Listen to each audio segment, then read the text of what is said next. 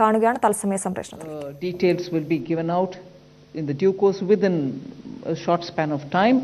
But the other sector that we are talking about, like the way in which we did in the ECLGS, as we progress, we will evolve the needs. Depending on the needs which are coming out from the ground, we will keep changing that description and the coverage of the scheme.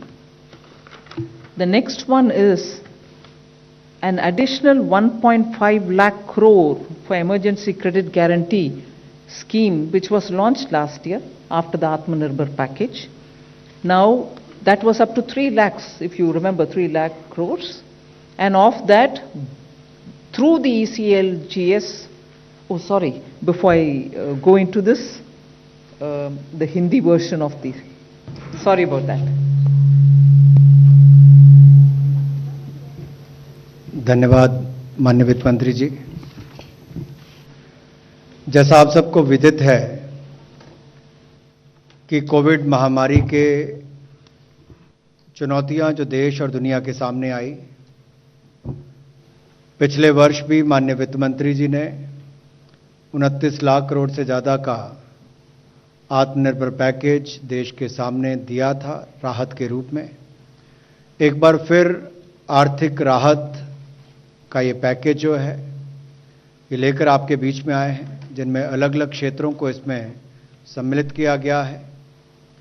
पहला एक क्षेत्र ऐसा है जहां पर स्वास्थ्य चिकित्सा की जब बात करते हैं तो उसका बहुत बड़ा महत्व है। इस सेक्टर के लिए कुल मिलाकर देखा जाए तो कोविड प्रभावित क्षेत्रों के लिए, सेक्टर्स के लिए 1,01,000 करोड़ रुपए की क्रेडिट गारंटी योजना लेकर आए हैं। और हेल्थ सेक्टर जो है विशेष तौर पर इस पर बल दिया गया, 50,000 करोड़ रुपए इसके लिए रखा गया है। और प्रमुखता से उन क्षेत्रों के लिए जहां पर स्वास्थ्य की सुविधाएं उस स्तर पर नहीं पहुंच पाई थी, अनडिजर्व्ड एरियाज जो थे, उनको मद्देनजर, उनको ध्यान में रखकर उस उद्देश्य के साथ कि चिकित्सा के आधारभूत ढांचे के विस्तारीकरण के लिए इस पैसे का इस्तेमाल किया जाएगा। और इसमें जो गारंटी कवर है वो उन प्रोजेक्ट्स के लिए जिसका विस्तारीकरण हो रहा है उनके लिए भी, जो नए प्रोजेक्ट्स हैं उनके लिए भी लेकर आए हैं, जिसमें स्वास्थ्य और चिकित्सा के आधारभूत ढांचे को बल मिलेगा। लेकिन ये 8 महानगरों के अलावा जितने क्षेत्र हैं उसके लिए दिया जाएगा। इसमें गारंटी की कवरेज जो है वो 50% विस्तार वाले प्रोजेक्ट्स के लिए होगी और 75% नए प्रोजेक्ट्स के लिए होगी। जो आकांक्षी जिले हैं हमारे, उनमें भी गारंटी की कवरेज जो है वो 75% रहेगी, चाहे विस्तारीकरण के लिए हो या नए प्रोजेक्ट्स के लिए हो। तो एस्पिरेशनल डिस्ट्रिक्ट्स में 75% गारंटी कवर रहेगा, नए प्रोजेक्ट्स के लिए भी और विस्तारीकरण वाले प्रोजेक्ट्स के लिए भी। जबकि 8 महानगर के अलावा जो बाकी रह गए हैं उनमें विस्तार के लिए 50% और नए प्रोजेक्ट्स के लिए 75% गारंटी कवर रहेगा। मैक्सिमम ऋण इसमें 100 करोड़ तक का मिल पाएगा और गारंटी की अवधि 3 वर्ष तक की रहेगी। इंटरेस्ट रेट जो है इसको सीमा इसकी लगाई गई है 7.95%, जो मार्केट से बहुत कम भी है। और इसके अलावा इसकी गारंटी जो है वो national credit guarantee trust company देगी। जो बाकी के सेक्टर्स हैं हेल्थ सेक्टर के अलावा, उनके लिए 60,000 करोड़ रुपए का इसमें प्रावधान किया गया है और उसमें इंटरेस्ट कैप जो है वो 8.25% सालाना रहेगी। इसकी जो डिटेल्स हैं आपको बाद में बता दी जाएंगी। और जो बगैर गारंटी के जो नॉर्मल इंटरेस्ट है वो लगभग 10 से 11% रहेगा। We now move to the additional 1.5 lakh crore for emergency credit guarantee scheme. You know, it was announced during the Atmanirbhar package announcements in May 2020. At that time, we had said it will be up to 3 lakh crores, of which 2.69 lakh crores have already been dispersed through the ECGLS 1, 2, and 3, in which, you know, first we covered the MSMEs, then we also included some other sectors, and the third one also brought in hospitality and others. And as a result of which, 2.69 crores have already been utilized. The rest will also be available for people to utilize it. Now we are enlarging the scope of the ECGLS itself where it was up to 3 lakh crore. Now we are bringing in another 1.5 lakh crore under the emergency credit line guarantee scheme.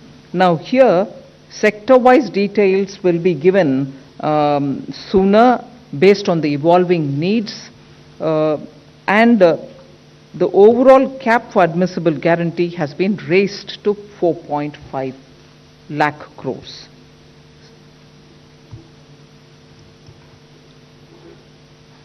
पिछली बार भी emergency credit line guarantee scheme, जिसमें कुल मिलाकर 3 लाख करोड़ रुपए का प्रावधान किया गया था, ECLGS 1.0, 2.0, 3.0 के अंतर्गत बहुत सफल रही और कुल मिलाकर 2,69,000 करोड़ रुपया इसके माध्यम से व्यापारियों को, कारोबारियों को दिया गया। और ये 20% अतिरिक्त कार्यशील पूंजी थी पहले और दूसरे चरण के लिए, और तीसरे में तो 40% तक इसको किया गया था। और इसमें लगभग 12 private sector bank, 12 public sector bank, 25 private sector bank और बाकी जो गैर वित्तीय कंपनीज हैं, NBFCs हैं, उनके माध्यम से इस पैसे को दिया गया। अब इसकी लिमिट जो है वो स्वीकार्य गारंटी की, उस पर भी जो अमाउंट प्रपोज्ड है, जो स्वीकृत है, उस पर उसको वृद्धि करने की बात कही गई है ताकि और लोगों को इसका लाभ मिल सके। जो 20% उनकी आउटस्टैंडिंग लोन लिमिट है, उस पर इसको प्रत्येक ऋण पर बकाया जो है उसके हिसाब से किया जाएगा। और सेक्टर वाइज जैसे इसकी आगे आगे मांग भी बढ़ेगी, उसको ध्यान में रखकर बाकी निर्णय किए जाएंगे उभरती हुई जरूरतों को देखकर। जो हमारे कॉन्टैक्ट इंटेंसिव सेक्टर्स हैं, ज्ञान क्षेत्र से संपर्क रखने वाले हैं, चाहे वो टूरिज्म, ट्रैवल, टूर ऑपरेटर्स, ये बाकी सब उसमें आते हैं, उसको इसमें ऑलरेडी कवर किया गया है। 4,000 करोड़ तक के उसको इसमें लाभ दिए गए हैं, उसको आगे भी इसको ऐसे ही जारी रखा जाएगा। ओवरऑल इसकी जो कैप है या सीमा है एडमिसिबल गारंटी, जो स्वीकार्य गारंटी की है, वो अब 3 लाख करोड़ से बढ़ाकर 4.5 लाख करोड़ कर दी है। 3 लाख करोड़ में यानी कि 50% की और वृद्धि करके 4.5 लाख करोड़ रुपया इसको किया गया है, जिससे बहुत ज्यादा लाभ कारोबार और व्यवसाय करने वालों को मिलेगा emergency credit line guarantee scheme के माध्यम से। The next one is a totally new scheme. This is a credit guarantee scheme to facilitate loans through the MFIs, microfinance institutions. We aim to reach out to 25 lakh persons who are absolutely smallest borrowers from the MFI, and this would be a maximum loan of 1.25 lakhs to an individual, and the rate will be at least 2% below the maximum rate which is prescribed by the RBI. So the focus of this will be on new lending and not on repayment of old loans. Clearly, all kinds of stressed accounts can also benefit from it, and that is why we have mentioned that all defaulters also, so long as they are 89 days or less, meaning if the default is only within the 89 days, even they get covered, which means only the NPAs will not be covered, stressed will also be covered. Now, this entire scheme will be till 31st March 2020 or till such a time the 7,500 crores of guarantee which is getting issued is exhausted. Either this or that, whichever is the earliest. The guarantee which is being given is up to 75% of the default amount, and this duration is for 3 years. The loan duration is for 3 years. So we hope to cover 25 lakh, the smallest of small MFI clients, which means MFIs are normally widely spread in the hinterland, which is really the smallest, towns, very small towns, and therefore we want to reach out to them, and that is best done through the MFI, and that is why we've taken this route. So there will obviously be a joint lending group kind of a framework wherein the NBFC, which has a link with them, the MFI, will all be in the loop. But that is how we expect to reach the smallest of small borrowers. They could borrow it for any one of the purposes for which they would like to take money from the MFI. Credit guarantee scheme ये बिल्कुल नई योजना आपके बीच में लेकर आए हैं, जिसमें इसमें क्रेडिट गारंटी स्कीम के माध्यम से 25 लाख लोगों को इसका लाभ मिलेगा और ये माइक्रो फाइनेंस इंस्टीट्यूशंस के माध्यम से इसको दिया जाएगा। 1.25 लाख रुपए तक का ऋण इसमें मिल सकता है और लगभग 25 लाख जो छोटे कर्जदाता हैं, उधारकर्ता हैं, उनको इसका लाभ मिलेगा।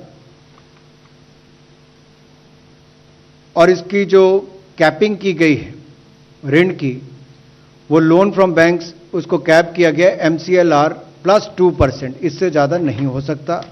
RBI की गाइडलाइंस जो निर्धारित हैं उसके अनुसार ही इंटरेस्ट रेट 2% कम होगा, मैक्सिमम प्रिस्क्राइब रेट से कम होगा, निर्धारित रेट से 2% कम होगा, तो इससे भी उधारकर्ताओं को लाभ मिलेगा। और इसकी जो समय अवधि है वो 3 वर्ष की होगी। मैक्सिमम लोन जो टेन्योर है इसका समय सीमा मैक्सिमम 3 वर्ष की होगी। और 80% सहायता जो है वो माइक्रो फाइनेंस इंस्टीट्यूशंस को वृद्धिशील उधार देने के लिए करनी पड़ेगी, इंक्रीमेंटल लेंडिंग के लिए करनी पड़ेगी, ये उसमें कहा गया है। और ये जो कर उधारकर्ताओं को दिया जाएगा ये बिल्कुल RBI गाइडलाइंस के अनुसार होगा। जैसे लेंडर्स के लिए जो गाइडलाइंस है, बोरोवर्स के लिए जो गाइडलाइन है JLG के अंतर्गत भी, और सीलिंग भी जो हाउस होल्ड पर है उसको भी इनकम, डेट और ये सारी बातें ध्यान में रखकर किया जाएगा। पात्र कौन हो सकते हैं, ये एक बड़ा महत्वपूर्ण यहां पर है। योग्य लोग कौन होंगे, पात्र कौन होंगे? अगर कोई डिफॉल्टर भी जिसका 89 डेज तक, जिन्होंने अभी अपनी ब्याज की किस्त वापस नहीं की, डिफॉल्ट किया होगा, ऐसे उधारकर्ताओं को भी उसमें पात्र माना जा सकता है, उनको भी इसका लाभ मिलेगा। गारंटी इसमें 75% तक दी जाएगी और 3 वर्ष का उसके समय अवधि रहेगी। नेशनल क्रेडिट गारंटी ट्रस्ट के माध्यम से होगी और इसमें कोई गारंटी फी चार्ज नहीं की जाएगी। इसमें लगभग 7,500 करोड़ रुपया का प्रावधान होगा और 31 मार्च 2021 तक इसकी अवधि है। या 7500 करोड़ पहले इस्तेमाल हो जाए तब, या 31 मार्च 2022 तक इसका लाभ आप उठा सकते हैं। We move over to the 4th of the 8 relief packages that I mentioned. This pertains, and this is a totally new thing. We are trying to help revive tourism. We are extending financial support to more than 11,000 registered tourist guides, travel and tourism stakeholders. So this is a totally new one, as I said earlier. This scheme will cover about 10,700 regional level tourist guides who are recognized by Ministry of Tourism and tourist guides who are recognized by state governments. Travel and tourism stakeholders, which is literally the terminology used to talk about travel agents, I suppose, who are recognized by Ministry of Tourism, will also be covered here. What do they get? They get 100% guaranteed credit of 10 lakhs for the TTSs who are agents or travel agencies, and 1 lakh for tourist guides who are licensed either by the regional or the state level authorities. Now, what is this credit being given to? It's really a retail kind of a loan wherein they can take this credit for whatever purpose they would want to use it for, whether it is for buying a vehicle, whether it is for any other expenditure that they may want to have to incur. So there are no processing charges. The waiver, they will a complete waiver will be given for any foreclosures or prepayment, and this would be administered by the Tourism Ministry. And the fund for this, just to draw your attention, is also included in that first announcement that we made, that other sectors which get 60,000 crore guarantee, this will also be one of that. So this is to help revive or to help the tourist guides and tourist travel agencies survive the second wave. पर्यटन का क्षेत्र भारत में बहुत महत्वपूर्ण भी है, बहुत रोजगार भी, स्वरोजगार के अवसर भी उत्पन्न करता है और इससे जुड़े हुए उद्योग को, पर्यटन को पुनर्जीवित करने के लिए एक बड़ा कदम ये नई योजना के माध्यम से उठाया गया है, जिसमें वित्तीय सहायता 11,000 से ज़्यादा ऐसे टूरिस्ट गाइड्स और ट्रैवल और टूरिज्म के जुड़े हुए जो बाकी स्टेक होल्डर्स हैं उनके लिए किया गया है। ये बिल्कुल नई लोन गारंटी स्कीम है जो कोविड से प्रभावित क्षेत्र हैं उसको मददगार साबित होगी। इसमें कार्यशील पूंजी भी आपको मिलेगी, व्यक्तिगत ऋण अगर आपने लिए होंगे उसके लिए भी आपको लाभ मिलेगा और इससे जो पर्यटन सेक्टर से प्रभावित लोग हैं वो अपने देनदारी का निर्वहन कर सकें, उस दृष्टि से इस योजना को लाया गया है। वो अपना वापस व्यापार या व्यवसाय शुरू कर सकें, उस दृष्टि से इसको लाया गया है, या कोई नया कारोबार भी शुरू करना चाहे तो उस दृष्टि से उसकी मदद करेगा। इसमें कुल मिलाकर 10,700 जो हमारे क्षेत्रीय स्तर पर टूरिस्ट गाइड्स जो हमारे मिनिस्ट्री ऑफ टूरिज्म ने रिकॉग्नाइज कर रखे हैं, राज्यों में भी उनको इसका लाभ मिलेगा, राज्यों की सरकारों ने भी जिनको रिकॉग्नाइज किया है, और जो travel and tourism stakeholders हैं जो लगभग 904 हैं उनको भी इसका लाभ मिलेगा। कितना लाभ मिलेगा?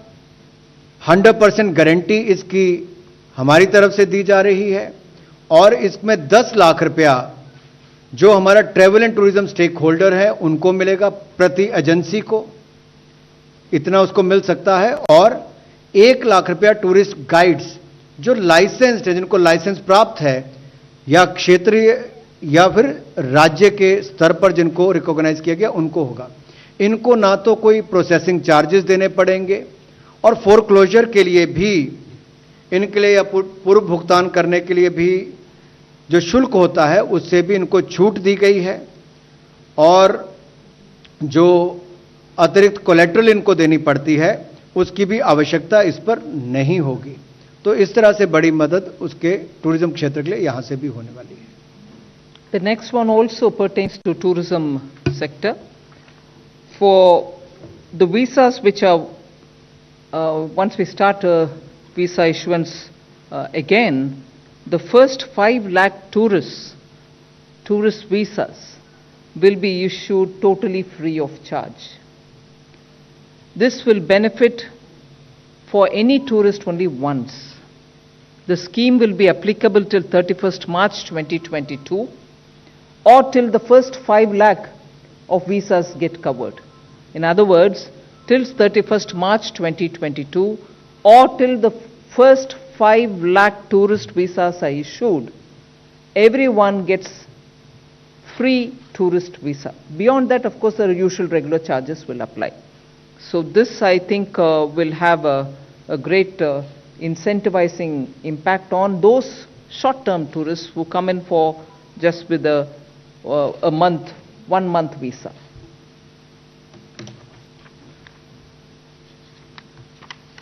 विदेशी पर्यटकों के लिए जैसे ही वीजा की अनुमति मिलनी शुरू होगी, पर्यटन क्षेत्र को लाभ मिले, उसमें पहले 5 लाख जो टूरिस्ट हिंदुस्तान आएंगे या वो छुट्टी मनाने आ सकते हैं, व्यवसाय करने आ सकते हैं, जिस दृष्टि से भी उनको आना होगा, पहले 5 लाख टूरिस्ट जो हिंदुस्तान के अंदर आएंगे उनको वीजा शुल्क नहीं देना पड़ेगा।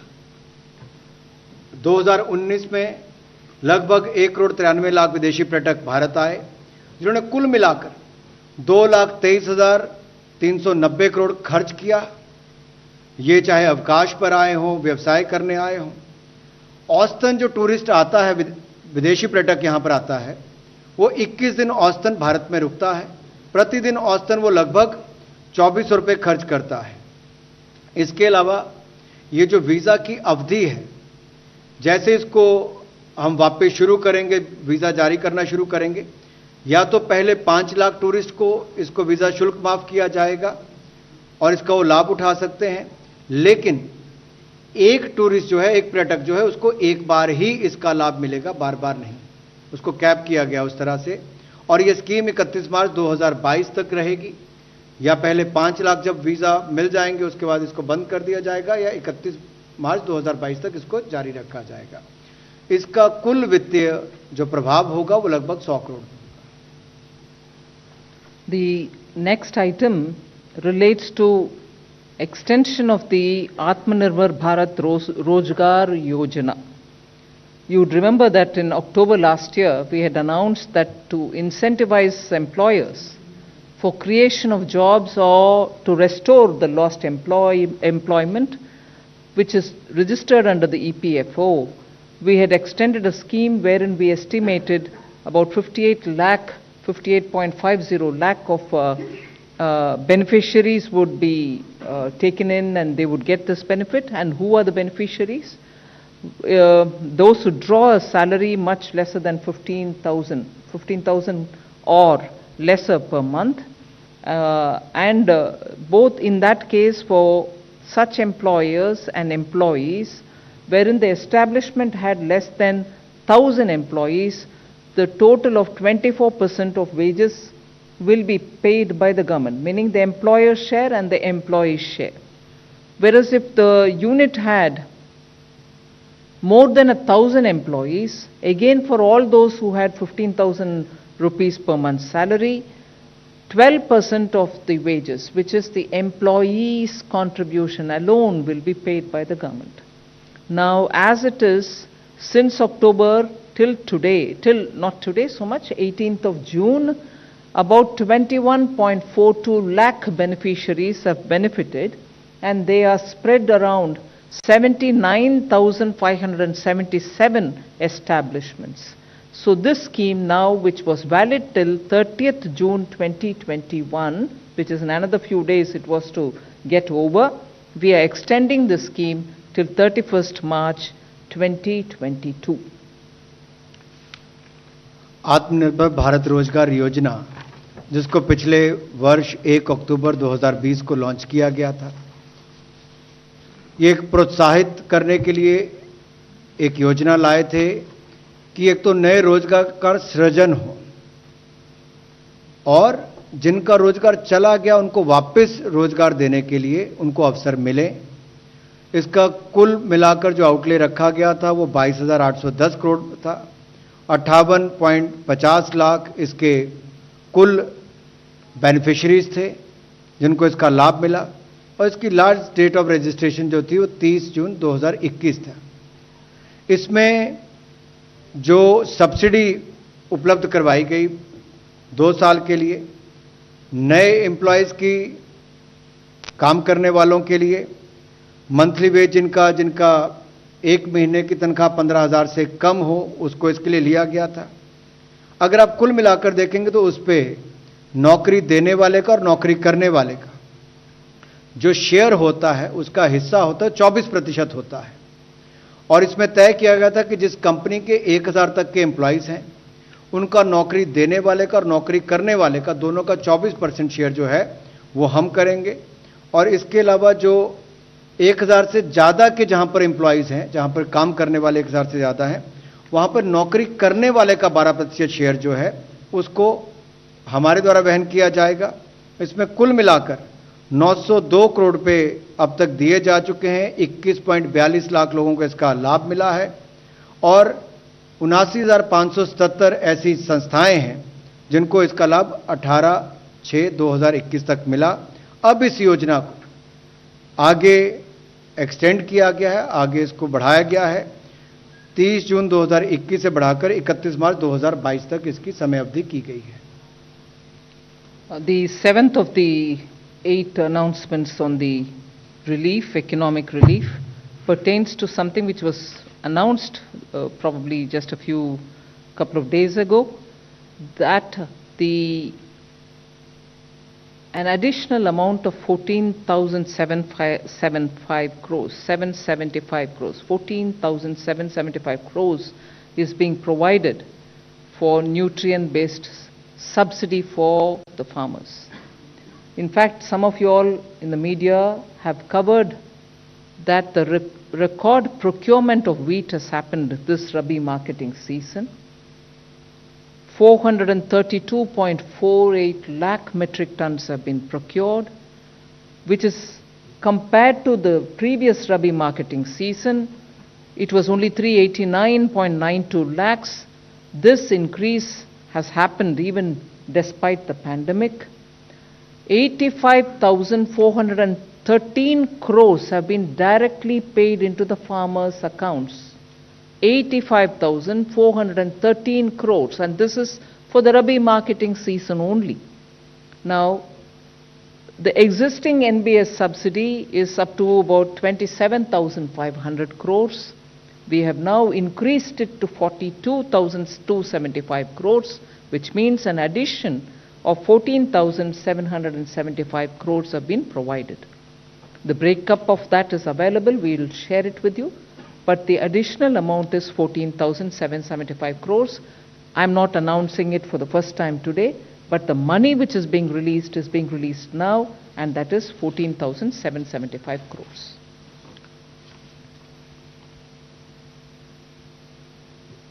कृषि के क्षेत्र में रबी विपणन सीजन 2020-21 में जहां 399.92 लाख मीट्रिक टन खरीद हुई थी, उसके मुकाबले 2021-22 में रिकॉर्ड रबी विपणन की खरीद हुई। सीजन अगर देखा जाए, रबी विपणन सीजन को देखा जाए तो उसमें 432.48 लाख मीट्रिक टन गेहूं की रिकॉर्ड खरीद हुई है। यह अपने आप में दिखाता है कि 2020-21 में 389.92 लाख 399.92 लाख खरीद हुई थी, 399.92 लाख मीट्रिक टन खरीद हुई थी 2020-21 में। तो 21-22 में गेहूं की रिकॉर्ड खरीद 432.48 लाख मीट्रिक टन। കോവിഡ് പ്രതിസന്ധി മറികടക്കാൻ കേന്ദ്ര ഇടപെടലുണ്ടായിരിക്കുന്നു. പുതിയ കോവിഡ് പാക്കേജ് പ്രഖ്യാപിച്ചിരിക്കുകയാണ് കേന്ദ്രം.